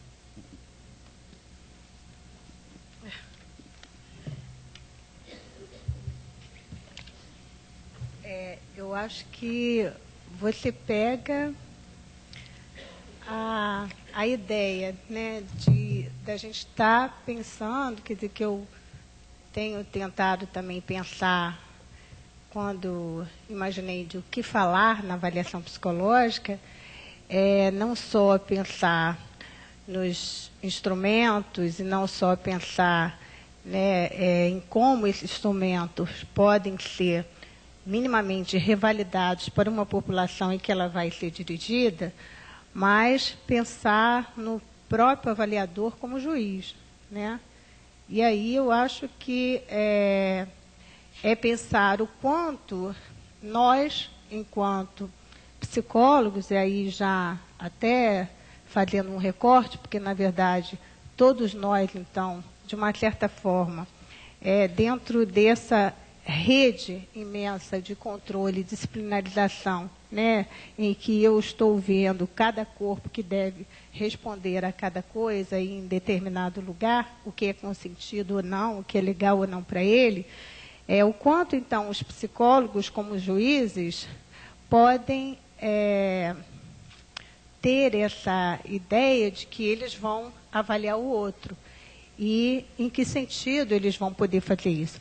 Eu acho também que, dentro dessa ideia de que todos nós, de uma certa forma, somos coagidos por isso, pensar como não ser o juiz, né? Ou não ser o carrasco, melhor dizendo, mas tentar criar formas em que você possa estar relacionando um outro trabalho, estar pensando o trabalho não como uma forma, né, já dada com modelo pressuposto, mas que formas de trabalho estão acontecendo ali e como elas se sustentam, como é que elas funcionam, como é que elas se dão naquele momento. Então, eu acho que não vim com ideias prontas de juízes, mas vim pensando em como as articulações, né, entre os trabalhadores e o trabalho, o que se dá para ele e o que ele se insere, como é que essas articulações se dão, como é que elas podem, né, de uma certa forma, estar sendo reordenada e retrabalhada para uma outra, para um outro olhar, para uma outra linha de atividade, para uma outra inserção desse trabalhador. Quer dizer, o que eu estou querendo colocar é que é para se ver, no momento, como as questões de trabalho se dão e como esse trabalhador pode estar inserido ali de forma que ele não seja o bode expiatório de muitas avaliações e de muitos julgamentos, mas que ele possa também estar podendo criar coisas, está podendo falar de coisas, está podendo colocar situações, né? A fala dos trabalhadores, eu acho que é importante.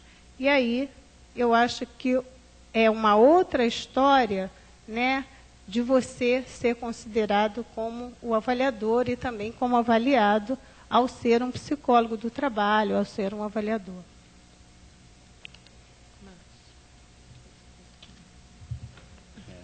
Quem é a Ana Marcela?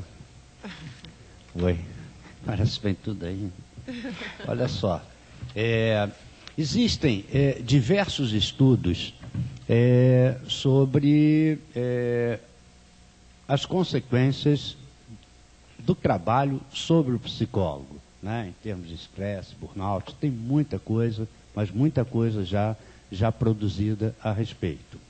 Onde vai se procurar, né, examinar justamente essa questão do que é ser trabalhador, que nós somos trabalhadores, né? Quer dizer, há toda uma questão muito séria que a gente sempre coloca, né, do que é das contradições, das implicações e das contradições que tem da nossa prática profissional, né, que, sem dúvida alguma, merece que a gente reflita muito sobre isso, né?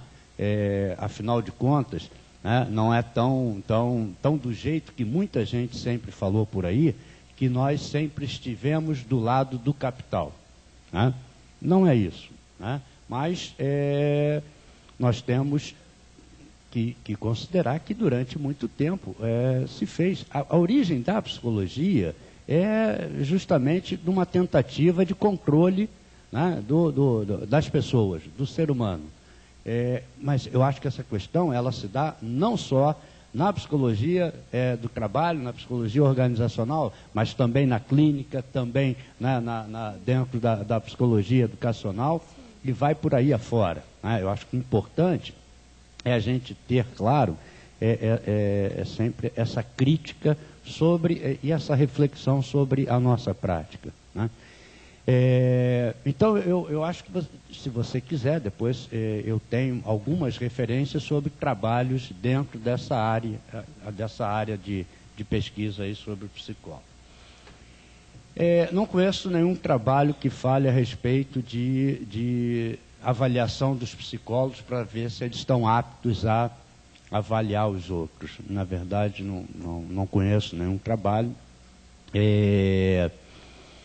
Acho que talvez fosse até interessante, né, a gente ter alguma coisa por aí, mas eu não conheço. Lamento não poder ajudar nesse sentido aí.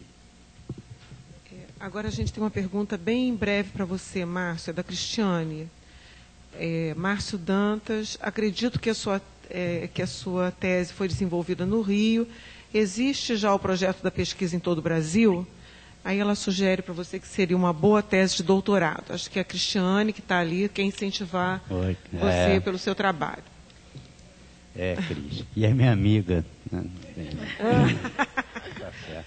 Não, mas na verdade... Uma declaração importante. Pois é, não, mas na verdade a amostra não ficou limitada ao Rio de Janeiro, mesmo porque, objetivamente, eu trabalhei com empresas tidas como empresas de primeira linha em gestão de pessoas, né? E aí, nesse sentido, eu fui muito a São Paulo, alguma coisa no Rio, mas muita coisa em São Paulo, o eixo Rio-São Paulo. Agora, uma coisa interessante é a seguinte, agora no Congresso de Psicologia Organizacional, a Universidade de Brasília tem um trabalho belíssimo sobre psicologia organizacional. Aliás, vão sediar o próximo Congresso Brasileiro de Psicologia Organizacional e do Trabalho em 2006. Lindíssimo. Laboratório de psicologia social, espetacular, uma coisa muito legal. A Universidade do Rio Grande do Norte, da mesma forma, inclusive desenvolvendo um trabalho muito, muito legal. Universidade da Bahia, também. Universidade de Santa Catarina, Universidade do Rio Grande do Sul. E, bem, eu acho que está a corda Rio, né? Porque realmente eu acho que nós estamos mal, com todo respeito aqui, né, aos colegas que estão dentro das universidades, mas eu acho que nós estamos muito mal com relação à formação da psicologia de uma maneira geral e especificamente da psicologia organizacional. Estamos muito, mas muito piores do que podíamos pensar. E impressionante, a delegação do Rio de Janeiro no Congresso, a apresentação de trabalho do Rio de Janeiro no Congresso era muito pequena. Então, acho que já tem muita gente boa fazendo muita coisa legal. Aliás, só para fechar, eu não costumo ser sucinto, não, esse é um defeito meu, mas existe lançado já um livro, Psicologia, Organização e Trabalho no Brasil, tá? Junto com professor Zanelli, professor Zanelli da Universidade de Santa Catarina, professor Virgílio da Universidade da Bahia e professor Jairo da Universidade de Brasília, professor Francisco Albuquerque do Rio Grande do Norte. Sabe, é uma coisa assim que a gente precisa ver. Eu acho que a gente precisa fazer parte. As pessoas que realmente querem fazer psicologia organizacional, eu acho que a SBPOT é o caminho, e a gente trazer pessoas do mercado de trabalho. Nós precisamos integrar, né, ciência e profissão. Eu acho que é fundamental. Márcio, eu vou pedir para você, enfim, a gente tem duas perguntas. Uma eu acho que é bem objetiva. A Sandra, que se coloca aqui como psicóloga grafóloga, gostaria que fosse repetido o nome da pessoa que considera a grafologia nula. Você fez um comentário na sua apresentação. Quem é Sandra? Oi? Ali. Oi, Sandra. Desculpa, inclusive, a imprecisão, né, da informação, do rigor. Eu não tenho exatamente o ano, mas é uma pesquisa de Hunt, que ele aponta entre as diversas avaliações psicológicas, um estudo onde a grafologia aparece com um dos mais baixos índices de validade, né? Me parece que a entrevista aparece, poxa, até surpresa, né? Agora, Sandra, se você quiser, eu estou inclusive atrás dessa informação, já mandei um e-mail para o professor Ricardo Prime, que é do IBAP, e posso procurar saber, mas acho que é interessante até a gente discutir isso, né? Porque é uma pesquisa muito, muito séria. O pessoal da avaliação psicológica considera muito o Hunt como um dos grandes pesquisadores dentro dessa área, né? E aí, se você quiser, eu posso te dizer mais sobre isso depois. Se você... A gente tem outra pergunta, Márcio, da Ana Carolina. A partir de que momento a psicologia obteve maior espaço nas empresas, já que seu foco era a clínica? Quais são os principais motivos que estão levando a psicologia a regredir, perdendo seu espaço, visto que profissionais de outras áreas, a administração, por exemplo, exercem o papel do psicólogo? Sandra, Sandra, você queria... Márcio Dantas, @avisar360, avisar mesmo, AVISAR 360, numeral.com.br. Sandra, quem é Sandra? Está aí ainda? Ana Carolina. Ana Carolina, desculpa, Sandra. Quem é Ana Carolina? Oi, Ana. Eu acho que a questão é que um dos pontos chaves é a questão da avaliação psicológica, tá? O psicólogo abusou da questão dos testes. Não sei, né? Dizem que isso é irreversível, sabe? Algumas pessoas têm uma visão, existe até uma corrente muito grande, dentro até do mundo da psicometria, dentro de pessoas que querem acabar com os testes psicológicos, que dizem que não tem mais jeito, isso é irreversível, e isso fechou muitas portas da psicologia organizacional. Eu não acredito. O professor Sigmar Malvese, da USP, coloca que o momento é muito propício ao psicólogo organizacional, com uma outra postura, né? Não de testólogo, né? Mas, inclusive, desenvolvendo novas formas de avaliação psicológica, né? Tem uma série de coisas que a gente pode e deve procurar fazer. Agora, é claro que tem uma outra corrente aí que diz que não, que acabou, que isso não tem que acabar a teste psicológica. Eu compartilho do pensamento do professor Malvese que nós temos muita coisa para fazer.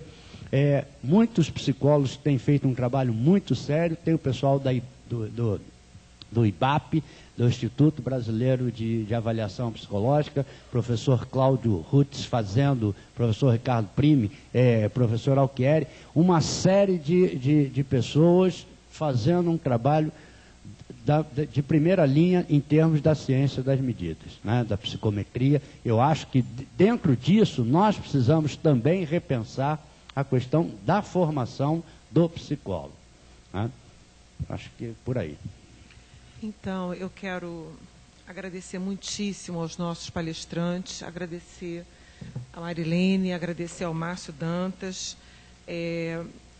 Efetivamente, nós não podíamos fazer um evento sobre avaliação psicológica sem estar presente o tema da psicologia do trabalho organizacional. Ela efetivamente, junto com a psicologia da educação, eu acho que você tem toda a razão, Márcio, quando coloca isso, ela marca uma prática psicológica sustentada numa medição humana, né, que cunhou todo um século XX, toda uma prática, e que hoje a gente rediscute, repensa, avalia as contradições, avalia, enfim, o significado dessa prática.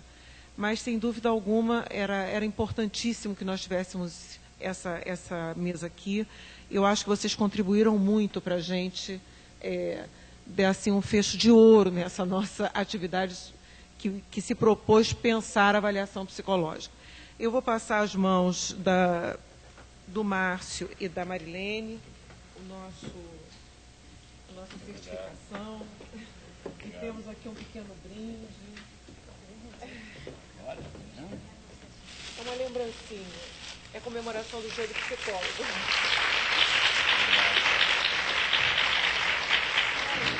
As publicações que a gente fez com vocês, né?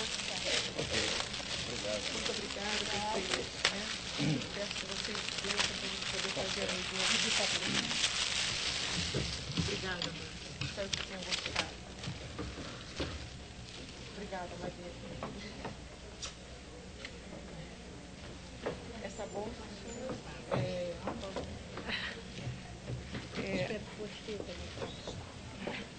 eu gostaria de que nós pudéssemos encerrar juntos essa nossa mesa. Vou pedir a Naura, a coordenadora do Serviço de Psicologia aqui da Corregedoria, que viesse para que a gente pudesse fazer um pequeno encerramento da nossa atividade. Nós não nos organizamos, mas assim como a Naura, quem esteve aqui no início, abriu, porque a Corregedoria abriu o seu espaço generosamente a esse nosso evento, né? E nós pudemos trabalhar num ambiente extremamente confortável, né? Que foi ótimo em termos de localização, do transporte, em termos das condições desse ambiente, enfim. Mas eu vou deixar a última palavra para a Naura, fechando realmente como a pessoa que nos recebeu. Em nome do Conselho Regional de Psicologia, eu quero muito agradecer a presença das pessoas. Nós tivemos um número bastante importante de pessoas transitando nesses nossos 2 dias de atividade. Faço parte, como vocês sabem, de uma comissão gestora que vai concluindo a sua gestão nesse conselho. Esperamos e queremos reafirmar a realização das eleições no dia 27 de agosto, depois de amanhã, de 9 às 17 horas, nas suas zonas eleitorais. É muito importante que as pessoas compareçam à eleição, é muito importante que a gente assegure essa passagem democrática, em nome do Conselho Regional de Psicologia, eu quero deixar absolutamente afirmado a realização das eleições. Há uma chapa que se inscreveu, que se oferece aí no boletim a uma divulgação, porque é obrigação do Conselho fazer essa divulgação.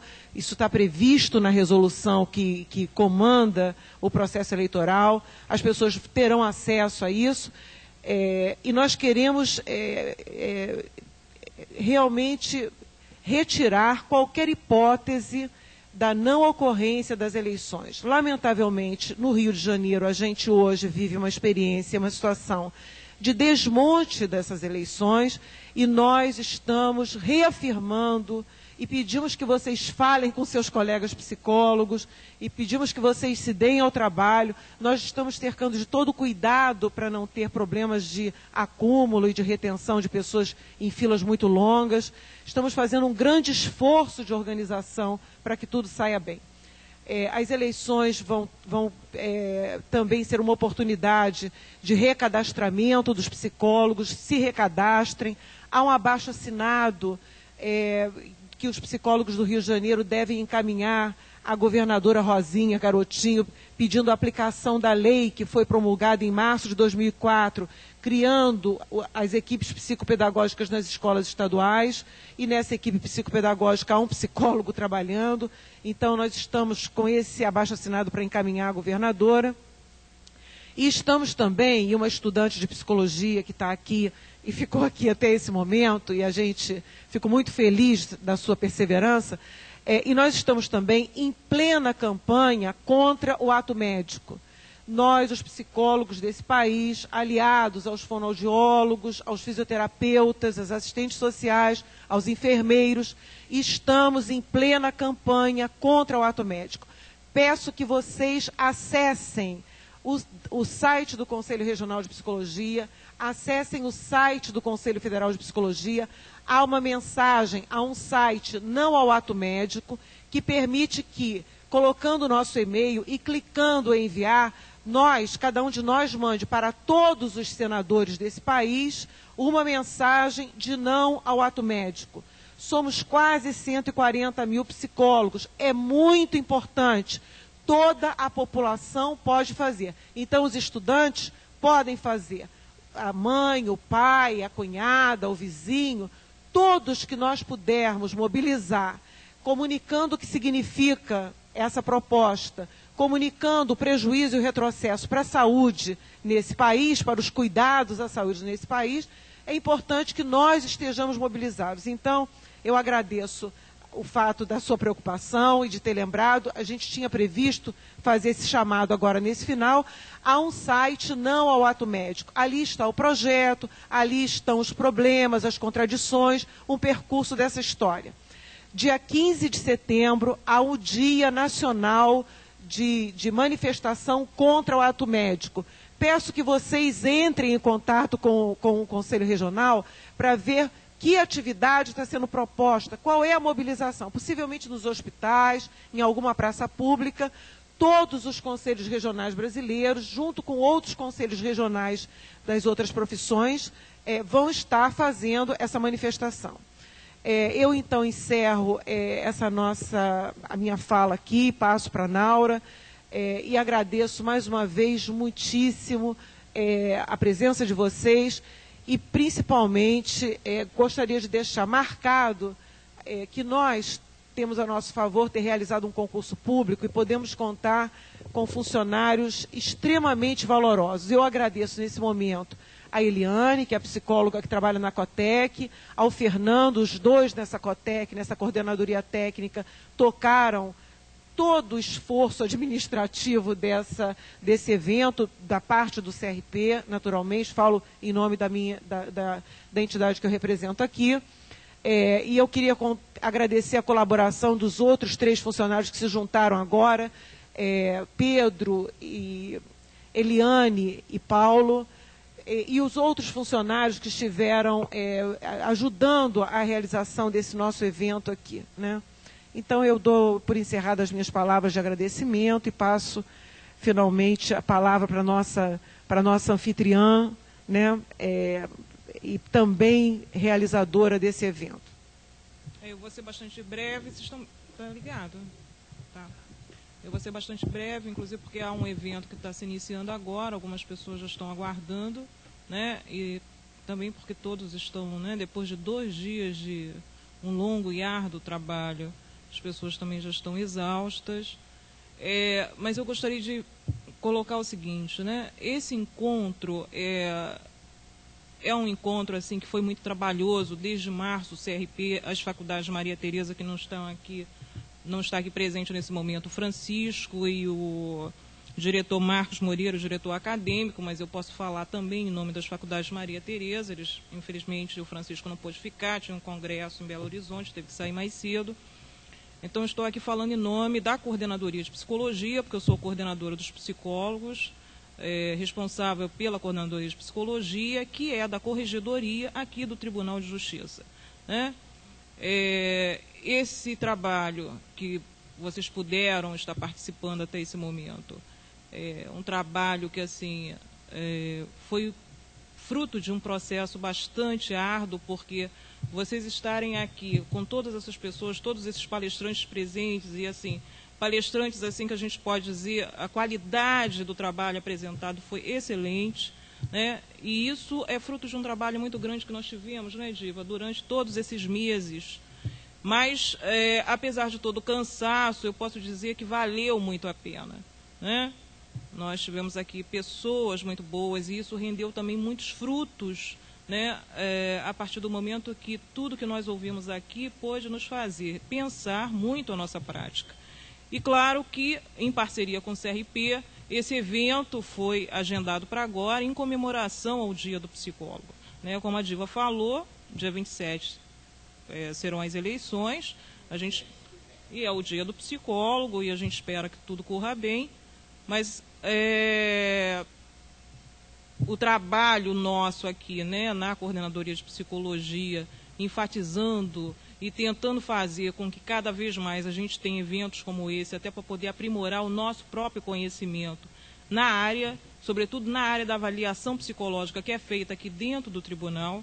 Como eu disse na mesa de abertura, o nosso papel como psicólogo aqui do tribunal, ele é muito importante, né? Nós fazemos avaliações psicológicas que influenciam a vida de muitas pessoas, daí a importância de nós podermos pensar a avaliação psicológica, né? Claro que o meu interesse maior aqui é no âmbito da avaliação psicológica na área jurídica, né? Entretanto, todas as outras áreas puderam ser contempladas e isso foi muito bom para todos os psicólogos, eu acredito, né? Nós tivemos aqui a oportunidade de conhecer trabalhos que nós até então não conhecíamos, né? Como das Forças Armadas, por exemplo, que estão há muito tempo atuando e que a gente pouco tem acesso a essas informações. Então, eu considero que esse trabalho tenha sido muito democrático no sentido de poder... Sim, bastante divulgado e teve um papel muito importante, um papel político muito importante, né? Sobretudo porque coincide com as eleições aí do CRP. Então eu agradeço a participação de todos.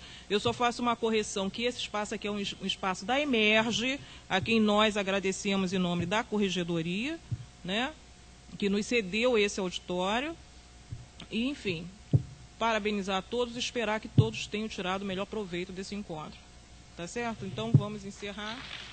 Obrigada.